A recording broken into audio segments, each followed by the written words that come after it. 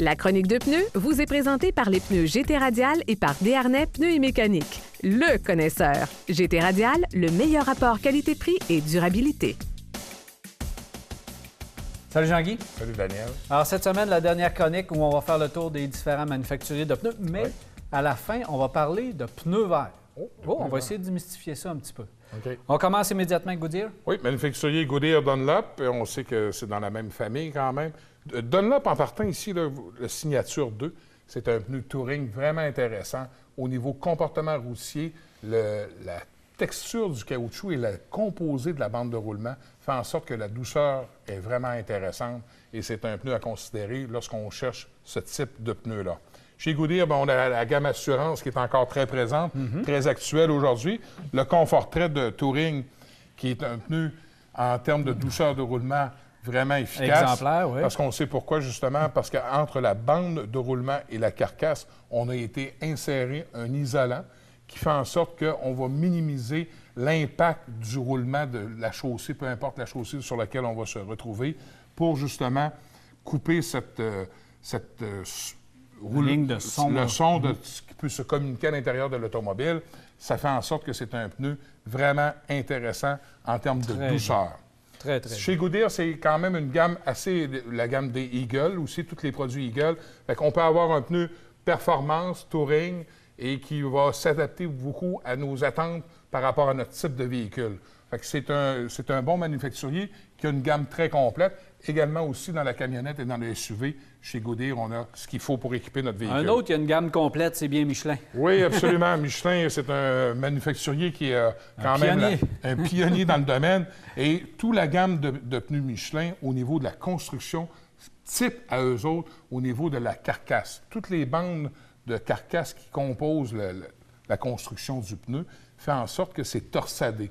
Tous les types d'acier qu'on utilise à l'intérieur, fait en sorte que ça va donner beaucoup plus de rigidité et en même temps beaucoup de flexibilité. Fait que la rigidité au niveau de la carcasse et la flexibilité au niveau de la souplesse du talon du pneu.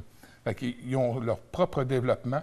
En termes de technologie, Michelin, c'est un manufacturier qui a investi beaucoup, année après année, dans la recherche et développement et sont en mesure de nous sortir des produits pour des véhicules adaptés d'aujourd'hui. Que ce soit le Defender, le premier AS, on remarque une chose qui est une constante chez Michelin, les composés de caoutchouc qui est sur la bande de roulement, c'est vraiment de haute qualité et ça donne aussi une adhérence sur pavé mouillé qui est vraiment intéressante. Le Pilote Super Sport, qui est un pneu vraiment intermédiaire, c'est pas de la haute performance, mais c'est un pneu intéressant pour avoir des bonnes caractéristiques de conduite. Ça se défend bien.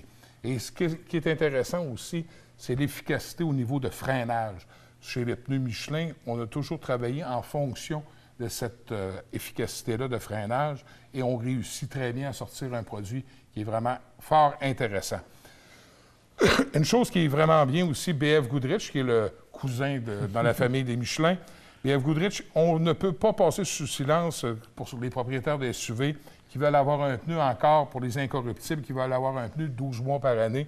Le KO2, qui a le fameux pictogramme, le flocon de neige, qui fait en sorte qu'on peut, qui est adapté justement pour passer, qui est légal. Il faut aimer le pneu très agressif, là, oui, mais il faut s'y méprendre, par exemple, parce qu'il est très agressif, mais en termes de douceur de roulement, c'est quand même surprenant.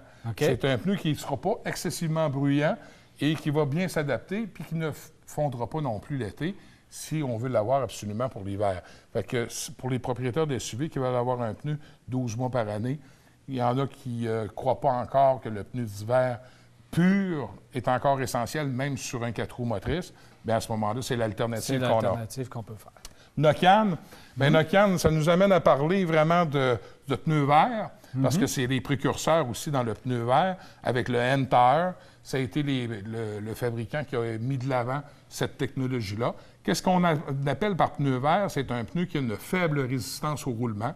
C'est que ça veut dire que le pneu a été conçu, dessiné, adapté, justement pour donner le moins de restrictions possible, pour justement favoriser une consommation d'essence réduite au maximum.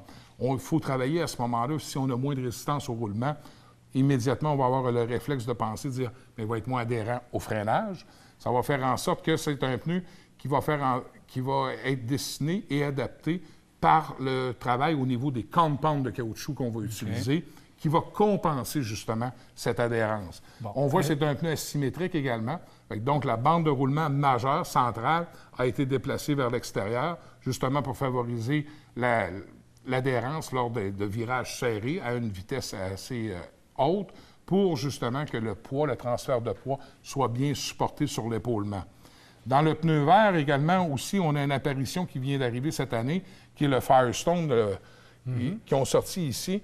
Firestone a sorti une technologie, puis c'est un pneu vraiment touring. Fait que toutes les caractéristiques qu'on retrouve dans un pneu touring, on les retrouve dans ce pneu-là.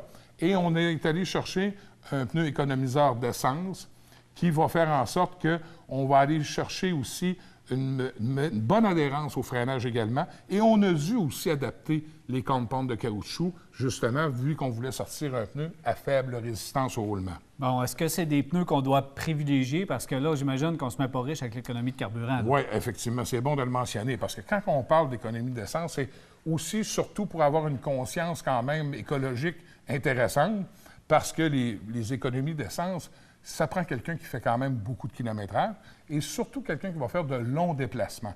Et c'est là qu'on peut voir une différence tangible. Il faut retenir une chose qui est bien importante. C'est sûr et certain que tout type de véhicule a un type de pneu approprié à ce que vous attendez. C'est à vous de choisir correctement. Prenez le temps de vous arrêter.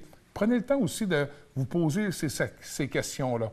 Parce que le conseiller peut vous emmener sur un produit qui peut être très bien adapté à votre véhicule, mais qui ne répond pas à vos attentes. Et vous allez être déçu de votre achat, vous allez être pris avec pour quelques saisons.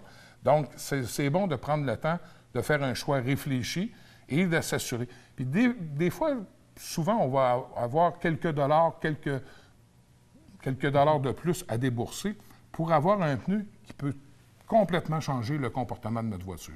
Fait que des fois, ça vaut la peine de regarder les options qui s'offrent à nous pour faire un choix éclairé. Et même si on a un budget plus limité, on va trouver le bon pneu quand même. Absolument. Fait que donc, c'est important. Il ne faut pas... Si on a un budget qui est plus restreint, bien, il ne faut pas sacrifier la sécurité des passagers de nous pour rouler sur nos routes, faire face à toutes les intempéries, même en été, des fois, de grosses pluies torrentielles qu'on peut avoir. Puis là, on est content d'avoir un pneu qui nous garde sur la voie comme il faut. Mais à ce moment-là, c'est bon d'avoir le bon pneu approprié à notre voiture.